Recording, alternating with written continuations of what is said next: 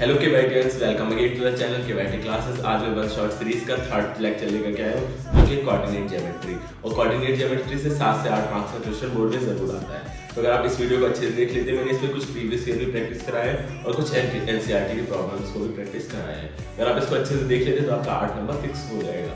तो बस आधे घंटे का ही वीडियो है, आधे घंटे या फिर 40 मिनट का मैक्स टू मैक्स होगा। तो आप इस वीडियो को पूरा जरूर देखें। अगर वीडियो पसंद आए तो वीडियो को लाइक कर दीजिए एंड चैनल को सब्सक्राइब कर दीजिए। तो स्टार्ट करते हैं अपने आज के इस वन शॉट को, जो कि कोऑर्डिनेट ज्योमेट्री। पूरी यूनिट आपके समझ में आएगी।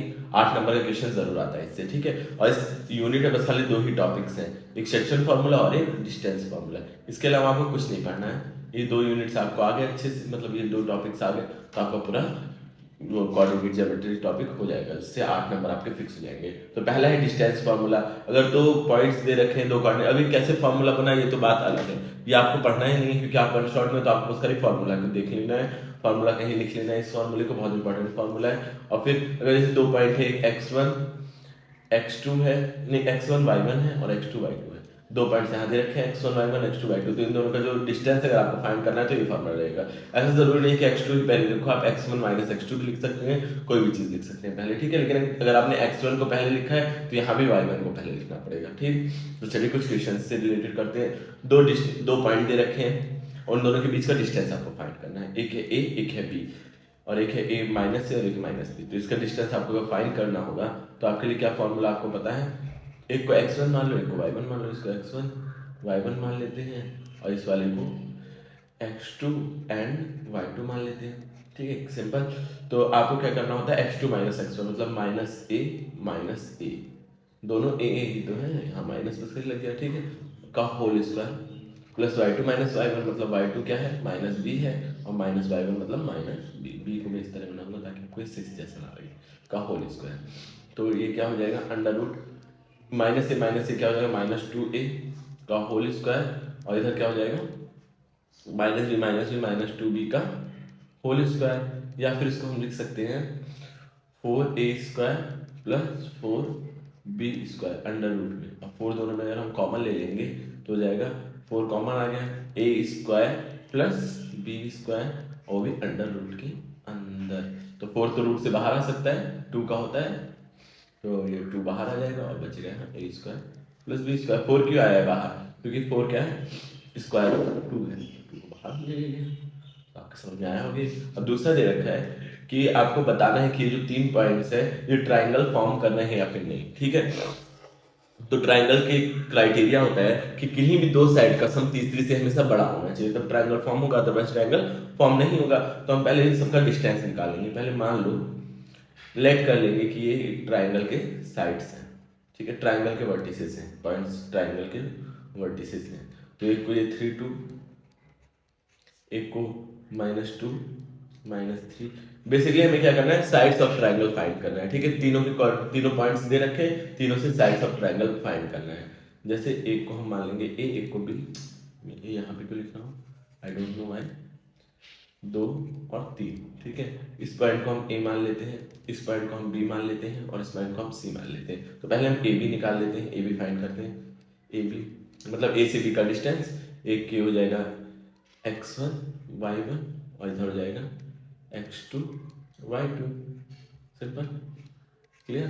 तो इन दोनों के बीच का डिस्टेंस अगर हम निकालेंगे तो क्या होगा, under root x2 minus x1, x2 मतलब क्या है 3, और माइनस माइनस क्या हो जाएगा, +2 हो जाएगा, -2 था इसीलिए +2 हो जाएगा। फिर प्लस y2 माइनस y1 मतलब 2 माइनस माइनस +3 का होल स्क्वायर। तो जो है इसकी वैल्यू आएगी A B is equal to 3 + 2 5, 5 का स्क्वायर प्लस 5 का स्क्वायर, तो क्या हो जाएगा, A B is equal to 25 + 25 मतलब 50 under root 50, which is equal to 50 को अगर आप बाहर निकालेंगे 5√2 आएगा, जो कि अप्रॉक्सीमेटली 5√2 की वैल्यू होती है 1.4 समथिंग होती है, ठीक है। Let me confirm first, what is the value of √2 भाई, √2 की वैल्यू क्या होती है, 1.23, हाँ क्या होती है, चेक कर, 5 × 1.4 होती है क्या, √2 की वैल्यू 1.4। 1.4 देखिए 1.4 होती है √2 की वैल्यू। अब इसको अगर हम मल्टीप्लाई करेंगे तो 5 4 0 कैरी 2 5 1 5 6 7 आ जाएगा 7 सेंटीमीटर। ठीक है, एक साइड आपकी ए भी निकल गई 7 सेंटीमीटर। अब आप क्या निकालोगे, अगली साइड यहाँ पे हम लोग आ जाते हैं, निकाल लेते हैं। यहाँ पर ए भी निकाल लिया, एक साइड कितनी आई है 7 सेंटीमीटर आई है 7 सेंटीमीटर। अब हम निकालेंगे बी सी, इसको x1 y1 माना ही है तो इसको मान लेते हैं हम x3 y3, क्योंकि x2 y2 माना था हमने, तो किसी भी एक को किसी से माइनस करके देखते हैं। तो बी सी निकाल लेंगे, बी सी साइड क्या हो जाएगी x3 माइनस x1 कर लेते हैं। x3 मतलब 2 माइनस माइनस माइनस प्लस हो जाएगा 2, फिर प्लस 3 माइनस माइनस ये भी प्लस हो जाएगा 3 का होल स्क्वायर, तो मतलब ये हो जाएगा 4 का स्क्वायर होता है 16 और 3 प्लस 3 6 6 का स्क्वायर क्या होता है 36, तो हो जाएगा 16 प्लस 36 जोड़ो इसको तो 2 कैरी 4 5 52 अंडर रूट 52 आएगा इसका। ठीक है, एक बार लिख लेते हैं 6 36, हाँ ठीक है 52 आएगा इसका। 52 का हम फैक्टर निकाल के देखते हैं, रूट से बाहर कितनी चीज़ें बाहर आ रही है। 2 2 ज़ा 4, 2 6 ज़ा 12, 2 1 ज़ा 2, 2 3 ज़ा 6, 13 1 ज़ा 13, तो आ रहा है हमारा जो 2 बाहर आ जा रहा है और अंडर रूट 13 रह जा रहा है, तो इसकी वैल्यू भी एक बार कंफर्म कर लो। अंडर रूट 13 की value value of under root 30 की वैल्यू 13 जो भी वैल्यू हम देख लेते हैं। ठीक है, ये सब वैल्यूज आप साइड में निकाल सकते हो ऐसे, बट बहुत टाइम लग जाएगा वन शॉट वीडियो, इसलिए मैं कंफर्म कर देता हूँ। 5.477 हाँ 5.4 477 8 मान लेते हैं इसको, 4 7 7 था तो 4 8 मान लेते हैं। तो अब इसको अगर मल्टीप्लाई करेंगे तो 8 12 16 का 6 कैरी 1 4 2 8 1 5 9 और फिर 9 5 2 10 10.96 अप्रॉक्स। ठीक है, 10.96 से हो जाएगी। फिर उसके बाद अब हमें क्या निकालना है A C, A C is equal to under root A C निकालना है, तो किसी को भी किसी से कर देते, तो x3 माइनस x1 ही करते हैं। x3 माइनस x2 मतलब 2 माइनस 3 का होल स्क्वायर प्लस 3 माइनस 2 का होल स्क्वायर, 3 माइनस 2 का होल स्क्वायर, ये तो है 3 2 2 3 ठीक। अब इसको देखेंगे जब तो क्या हो जाएगा, ये हो जाएगा -1 का स्क्वायर प्लस +1 का स्क्वायर, तो ये हो जाएगा अंडर रूट 2, जो अंडर रूट 2 की वैल्यू क्या होती है 1.4। अब हम चेक कर सकते हैं किन्हीं भी दो साइड को जोड़ो, मतलब दो छोटी वाली साइड्स का सम बड़ी वाली साइड से बड़ा नहीं आ रहा है। देखो दो छोटी वाली साइड है 7 + 1 8.4 समथिंग आ रहा है, 10.96 है। तो आप क्या बोलोगे, ये जो साइड ये जो कोऑर्डिनेट्स हैं इस ट्राइंगल फॉर्म नहीं कर रहे हैं, कर ही नहीं रहे हैं, तो हम नाम क्या लिखेंगे इसका। ठीक है, so this point not forming a triangle. एक बार देखते हैं कहीं भी हमारा गड़बड़ तो नहीं है, एक बार चेक कर लेते हैं। आपको एग्जाम में भी इससे पहले एक बार चेक करना होता है सारी चीज़ें, कोई भी जस्टिफिकेशन देने से पहले आपको चेक करना बहुत ज़्यादा ज़रूरी है। हमने ये तो सही निकाला था, ये वाला ए सी मुझे गड़बड़ लग रहा है, लेकिन ए सी एकदम सही है। ए भी 7 सही आया था, बी सी भी सही आया था, तो मतलब ये फॉर्म ही नहीं कर रहा है। Do this point no this point not forming है ट्राइंगल। ठीक है, अगर ट्राइंगल फॉर्म करते तो ट्राइंगल का नाम बता दें, आइसोस्केलेस है या इक्विलैटरल है या फिर स्केलेन है, बता देते आप नाम, लेकिन भाई ट्राइंगल ही नहीं फॉर्म हो रहा है। अब एक अगला क्वेश्चन डिस्टेंस हमने find the point on x axis. अगर कोई पॉइंट एक्स एक्सिस पे होता है तो उसका जो कोऑर्डिनेट वो एक्स एक्सिस का तो मान लो एक्स है, लेकिन वाई एक्सिस का जो कोऑर्डिनेट होता है वो 0 होता है। समझ आ रहा है, ये जो वाई एक्सिस पे होता है वो 0 होता है, मतलब आप लेट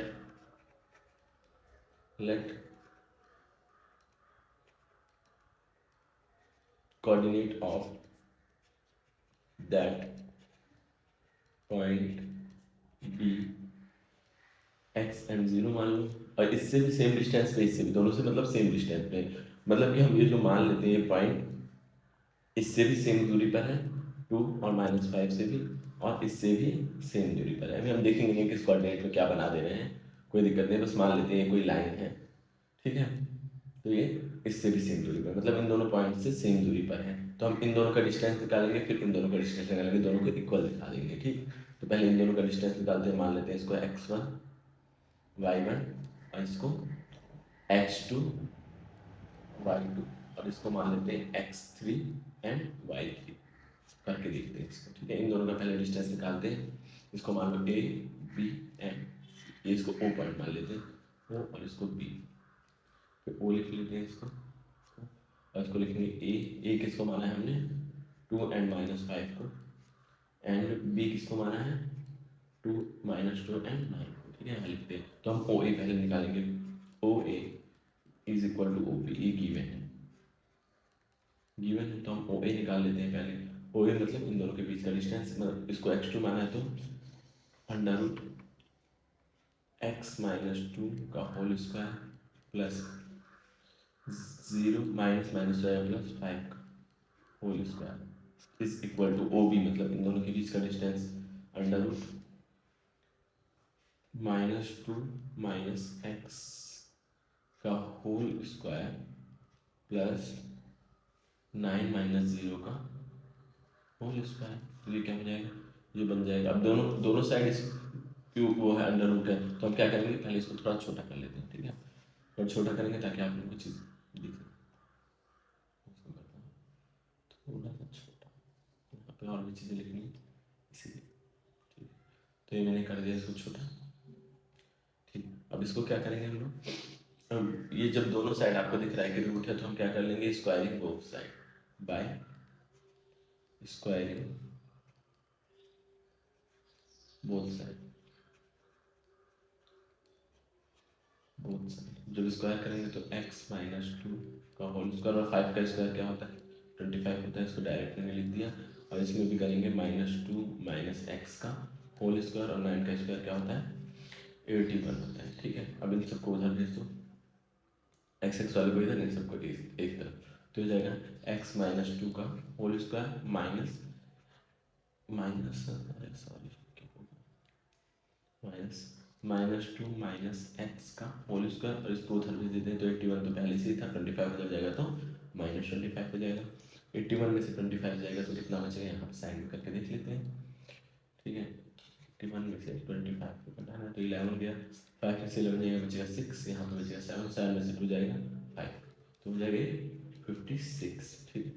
अब इन दोनों में देखो आपको एक फॉर्मूला सा दिख रहा होगा a² - b² का, तो एक बार इन दोनों को प्लस करेंगे, एक बार इन दोनों को माइनस करेंगे। तो पहले प्लस करके देखते हैं, x - 2 प्लस -2 माइनस x, और एक बार दोनों को माइनस करना है तो 56 को थोड़ा सा मैं दूर बना लेता हूँ, ठीक है। अब एक बार दोनों को माइनस करना है तो अंदर के सारे साइन चेंज होते हैं, इधर का तो सेम रहेगा, इधर का सब साइन चेंज हो जाएगा, तो ये +2 हो जाएगा और ये +x हो जाएगा, और यहाँ पे क्या हो गया 56 हो गया है। तो फिर थोड़ा सा देखते हैं यहाँ पर क्या हुआ है, ये x से x तो कट गया, ये लेकिन माइनस माइनस कितना हो जाएगा -4 हो जाएगा। और इधर देखते हैं 2 से 2 कट गया, यहाँ क्या बचेगा यहाँ पर 2x = 56। अब आपको पता है 56 है नॉट 8, तो आपको पता है ये 4 to 8 हो जाएगा, 8x - 8x = 56, देन x = 56/8। अब आपको पता है आंसर क्या होगा, 8 की टेबल 56 जितनी बार आता है वही आपका आंसर होगा, ठीक क्लियर। ये आपको समझ में आया होगा एकदम अच्छे से। अब क्या दे रखा है x and y such that the point x y is equally distance। अब इन दोनों में x and y में आपको रिलेशन बतानी है, ठीक है। तो रिलेशन आराम से फॉर्म हो सकती है, रिलेशन भी आप बता लोगे जो मैं कुछ आपने बता ही लिया है, तो रिलेशन आपको बतानी है x and y में। जो ये x y पॉइंट है, मान लो यहाँ बना लेते हैं, बनाना आसान रहता है, उसको भी o मान लो। x and y जो पॉइंट है वो मान लो ये a पॉइंट है 3 and 6, एंड उसके बाद ये b पॉइंट है -3 and 4, इससे इक्वली डिस्टेंस है, मतलब ये डिस्टेंस और ये डिस्टेंस दोनों बराबर है, तो ये हो जाएगा गिवन, इसको a इसको b, अगेन वही मानते हैं, तो AO = OB, दोनों चीज़ें इक्वल है। तो आपको क्या करना है यहाँ पे वही सेम ट्रिक, x - 3 का होल स्क्वायर प्लस y - 6 का whole square is equal to -3 - x का होल स्क्वायर प्लस 4 - y का होल स्क्वायर। आपको पता है ये मैंने सेक्शन फार्मूला लगाया, एक को x1 y1 मान लिया, एक को x2 y2, इसको x3 y3 मान करके फार्मूला बस खाली पुट ऑन किया है, ठीक है। तो अब इसमें स्क्वायरिंग बोथ साइड, वापस से स्क्वायरिंग बोथ साइड जब करेंगे तो यह हट जाएगा, तो बचेगा यहाँ x - 3 का होल स्क्वायर प्लस y - 6 का होल स्क्वायर और इधर क्या बच रहा है, इधर बच रहा है -3 माइनस एक्स का whole square plus 4 minus Y का होल स्क्वायर। तो वाई वाई को एक तरफ कर लेते हैं, एक्स वाले को उधर कर देते हैं। तो ये वाई -6 का whole square minus 4 minus Y का, क्योंकि यहाँ प्लस में था इधर आएगा माइनस में हो जाएगा। अभी उधर भेज देते हैं इसको, तो जाएगा -3 माइनस एक्स का स्क्वायर, ये तो पहले से ही था, इसको भी लाएंगे तो ये क्या हो जाएगा x -3 का होल स्क्वायर। तो इतना आपका हो गया। इसको थोड़ा छोटा कर दे ताकि आपका फिट हो जाए यहाँ पर। इसको करूँगा थोड़ा सा और छोटा,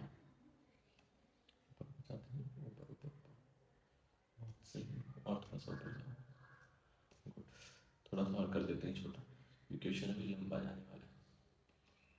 ठीक है, और ये सब PDF आपको कम्युनिटी में मिल जाएंगी व्हाट्सएप, पिछले मेरे वीडियोस में PDF में आज डाल दूंगा, ये सब मिल जाएगा। तो आपको a+b का होल स्क्वायर, वो a² - b² वाला फॉर्मूला फिर आपको यहाँ दिख रहा है, मैं यहाँ पर लिख देता हूँ ऑलरेडी।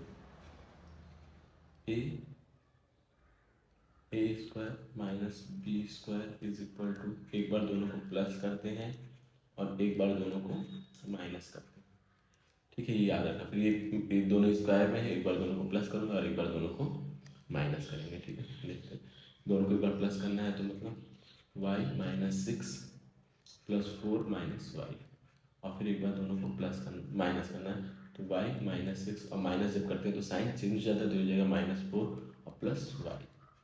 अब यहाँ पर देखो सेम कंडीशन, एक बार दोनों को प्लस करना है प्लस x -3, और एक बार दोनों को माइनस करना है, मतलब सारे साइन चेंज, इधर वाले को साइन सेम रहेंगे, इधर का चेंज हो जाएगा +3। ठीक है, अब यहाँ देखो काटते हैं जल्दी जल्दी, कट जाएगा इससे, यहाँ बचेगा -2, 6 में से 4 गया -2, तो बचेगा इधर क्या होगा, कुछ नहीं कट रहा है, यहाँ पे बचेगा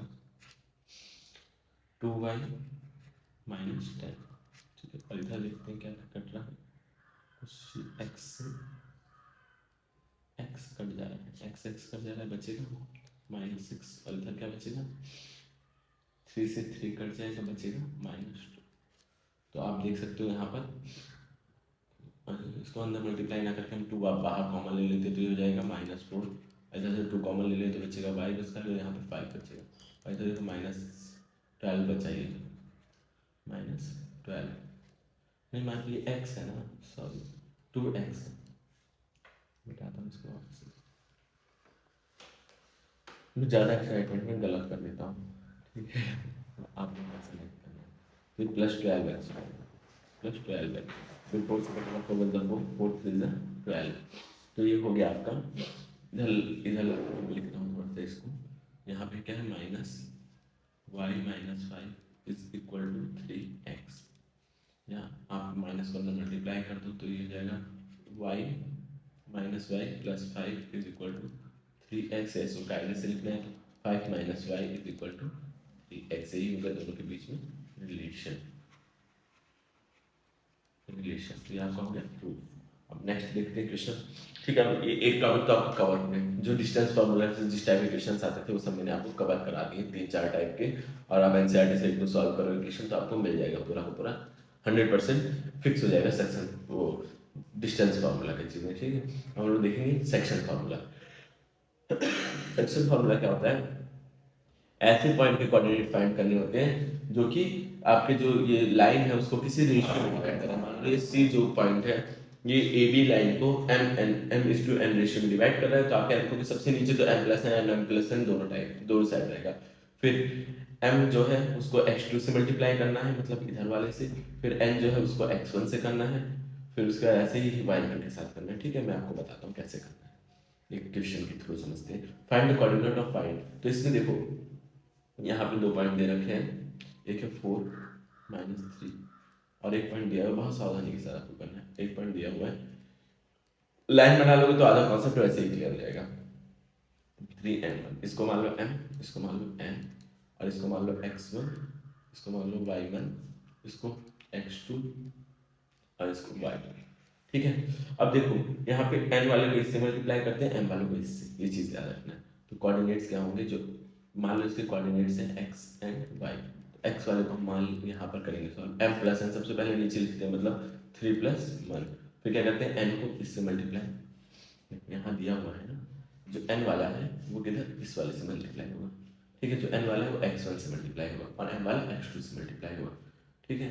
तो पहले x2 से ही कर लेते हैं m वाले को, m को x2 से करेंगे तो कितना हो जाएगा 8 इंटू 3, फिर प्लस n वाले को x1 से करेंगे तो क्या होगा 4 इंटू 1, ये हो गया x एक्सिस का कोऑर्डिनेट जो हो जाएगा 8 3 24 प्लस 4 अपॉन 4, तो हो जाएगा 28 अपॉन 4, 4 7 से 28, तो ये हो जाएगा x एक्सिस का आपको मिल गया कौन, ये हो गया 7। अब y का देखेंगे, y पे क्या होता है, यही सेम चीज y2 m1, y2 मतलब कितना है 5 है और m1 कितना है 3 है।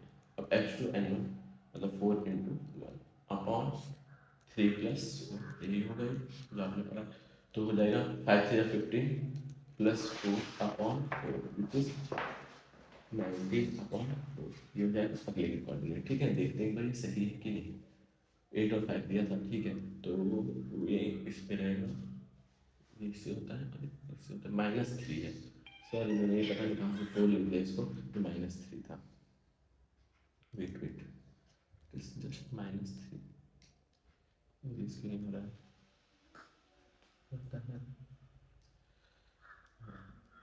ये -3 था, तो यहाँ पे -3 इंटू 1, तो ये क्या हो जाएगा 15 -3 अपॉन 3 प्लस 1 4 इधर तो ये 12 अपॉन 4 4 3 इज 12, तो 3 ये हो जाएगा y कोऑर्डिनेट 3, तो 7 एंड 3 आपका हो जाएगा आंसर, ठीक है। अब एक क्वेश्चन है कि आपको रेशियो बताना है, ठीक है, इनवर्ट रेशियो इतना पर डिवाइड लाइफ में इतना इतना, तो हम मान लेते हैं एम एंड एन रेशियो में डिवाइड कर रहा है, सेक्शन फॉर्मूले क्या है 2 3 3 4 4 5 क्वेश्चन सॉल्व करेंगे, फिर आपका आज का सेक्शन आज का सेशन खत्म हो जाएगा। तो मानो ये पॉइंट है -4 एंड 6, ये दे रखा है, सर मान लेते हैं ये ए पॉइंट जो कि है माइनस, और ये पॉइंट है बी जो कि है 3 एंड -6, तो क्या करो लेट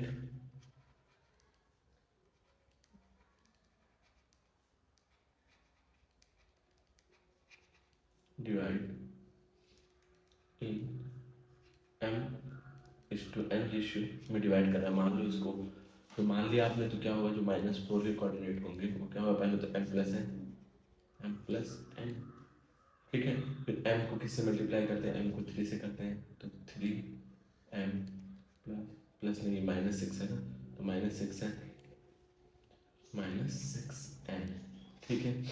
तो इसको थोड़ा सा सॉल्व करते हैं फर्दर, इसको उधर भेज देंगे तो ये क्या हो जाएगा -4 इंटू m प्लस n, और इसमें 3m -6n, तो ये 4 को अंदर मल्टीप्लाई करके -4m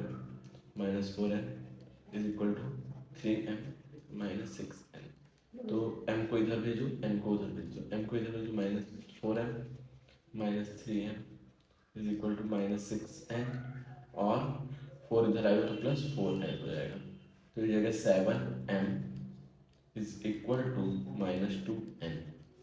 अब आप क्या कर सकते हैं, जो नंबर्स हैं n को इधर भेज दो, नंबर को उधर भेज दो, तो m upon n is equal to, number वहाँ 2 पहले से था और 7 -7 को भेजते तो ये, तो m अपॉन n मतलब m/n किसके बराबर होगा 2/7 के बराबर होगा, आपका आंसर आ गया, एक ही कोऑर्डिनेट को लेके चले आपका आंसर आ गया, ठीक है।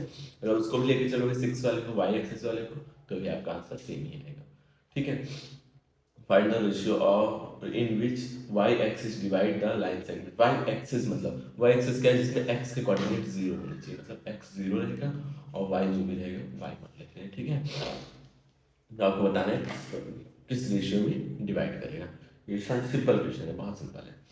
मान लो y एक्सिस के कोऑर्डिनेट्स हैं, ये एक पॉइंट है 5 एंड 6, और ये एक पॉइंट है जैसे आपने पिछले वाला किया वही सेम तरीके से हो जाएगा एंड -4, ठीक है।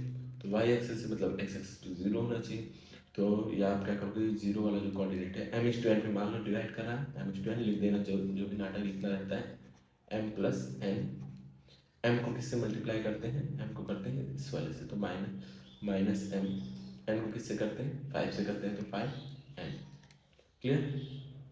जब आपके समझ में आ रही होंगी चीज़ें, तो आप इसको उधर भेजो तो ये पूरा जीरो हो जाएगा, बचेगा क्या माइनस एम प्लस 5 है।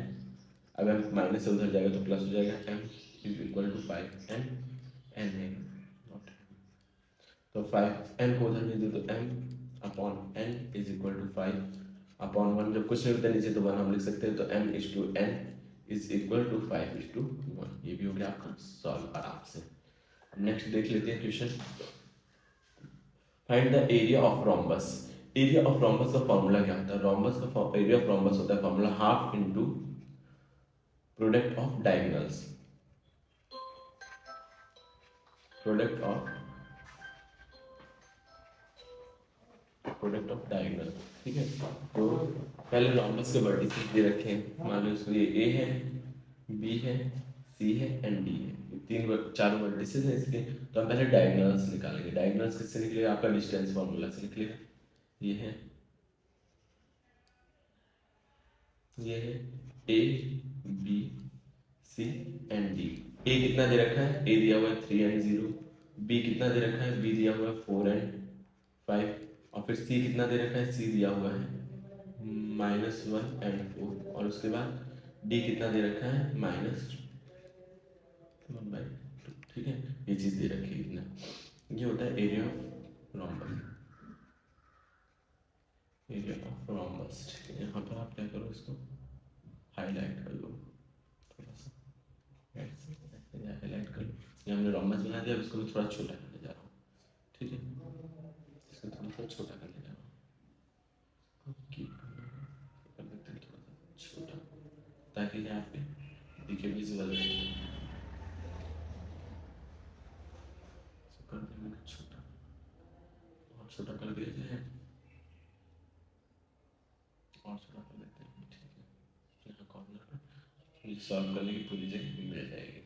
ठीक है, तो अब क्या करो, इन दो वर्टिसेस को अगर आपने मिला दिया तो बन जाएगा क्या? डायगोनल बन जाएगा। अगर मैं दो वर्टिसेस को मिलाता हूँ, ये मतलब जो ए सी है और ये जो डी बी है, ये दोनों क्या होंगे? डायगोनल्स होंगे। तो हम पहले दोनों डायगोनल्स को निकालेंगे। पहले ए सी निकालेंगे डिस्टेंस फॉर्मूला से, ए सी। ए सी कैसे निकलेगा? किसको ए माना था? ये ए था, ये बी था, ये सी था और ये डी था। तो ए सी निकालेंगे, मतलब इन दोनों के बीच का डिस्टेंस। इसको मान लो x1, इसको मान लो y1, इसको मान लो x2 और इसको मान लो y2। इन दोनों के बीच का अगर हम डिस्टेंस निकालेंगे तो x2 माइनस x1, मतलब x2 ये है -1 -3 का होल स्क्वायर प्लस y2 मतलब 4 -0 का होल स्क्वायर। तो ये कितना हो जाएगा? -4 स्क्वायर प्लस 4 का स्क्वायर अंडर रूट। तो ये हो जाएगा 16 + 16 विच इज इक्वल टू 16 + 16 कितना होता है? 32 होता है। तो 32 को ऐसे लिख लेंगे, और 32 को हम क्या लिख सकते हैं? 32 को हम लिख सकते हैं, यहाँ पे निकाल लेते हैं फैक्टर्स। 32 को क्या फैक्टर्स को? 2 × 1 = 2, 2 × 6 = 12, 2 × 8 = 16, 2 × 4 = 8, 2 × 2 = 4, 2 × 1 = 2, 1 2 3 4, मतलब 4 बाहर आ जाएगा और अंडर रूट में 2 रह जाएगा। ये लिख सकते हैं अंडर रूट 32 को। तो ये AC की वैल्यू निकल गई। AC के बाद हमको किसकी निकालनी है? अगला वर्टिसेस कौन सा है? BD है। BD निकाल लेते हैं। BD कितना है?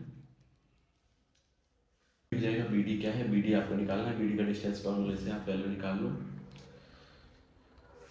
कैसे निकलेगा BD का फॉर्मूला? BD, अच्छा B को आप यहाँ पर इसको x1 x2 मान लो, यहाँ से हम दूसरे कलर से निकाल लेते। BD इसको मान लेते हैं x1, इसको मान लेते हैं y1, इसको मान लेते हैं x2 और इसको मान लेते हैं y2। ठीक है, तो इन दोनों का आप मान लिया, तो यहाँ पे आप BD अगर निकालने जाओगे तो x2 - x1 होता है। तो x2 मतलब -2 -4 फिर प्लस y2 - y1 होता है, तो -1 और फिर -1 के बाद -y2 -1 फिर +5, -1 + 5 ऐसे होगा। यहाँ साफ साफ में लिख देता हूँ, ये चीज़ का होल स्क्वायर होता है। ठीक है, तो ये कितना हो जाएगा? 2 × 2 - 4 कितना हो जाएगा? -6 का स्क्वायर विच इज 36। और इधर देखते हैं -1 है और 4 का स्क्वायर कितना होता है? 16। ये तो है, -1 और 5 4 हो जाएगा। तो इन दोनों को जब जोड़ेंगे तो कितना आएगा? 40 52 आएगा। आई गेस सही है 52। 52 को बाहर निकाल के देखते हैं कितना आ रहा है। 2 4 2 2 = 4, 2 6 है 12, 2 1 2, 2 3 6 so 30, तो आ जाएगा 13√2। ठीक है, BD भी आ गया, A भी आ गया, तो एरिया ऑफ रोम्बस आपको पता है क्या होता है, half into product of diagonal. तो डायगोनल्स दोनों निकल गए, तो हाफ इंटू डायगोनल्स मतलब ये है 4√2 इंटू 13√2। अब √2 को √2 से मल्टीप्लाई करेंगे तो ये 2 बन जाएगा, तो इसको आप ऐसे लिख सकते हो हाफ इंटू, जो मैं मिटा देता हूँ जो कैलकुलेशन कर ही लोगे, हाफ इंटू, अब √2 को √2 से मल्टीप्लाई करेंगे बन जाएगा 2 और 4 इंटू 13, तो ये 2 से 2 कट जाएगा और 4 इंटू 13 कितना होता है, 4 से 12 का 2 कैरी 1, 4 1 4 1 5 52 हो जाएगा आपका आंसर।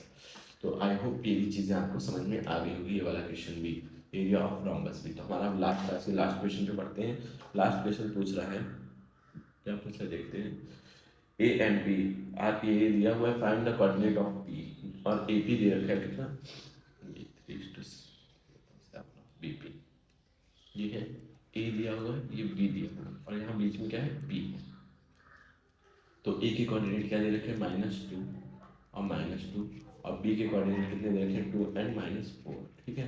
और यहाँ पे P A P upon B P, अगर आप बी पी को इधर भेज दो तो क्या आ जाएगा, 3/4, मतलब 3/7, तो मतलब ये आपका रेशियो ही तो है दोनों का, तो ये इधर 3 लिखो इधर 7 लिखो, फिर आप आसानी से सॉल्व कर लोगे सेक्शन फार्मूले से।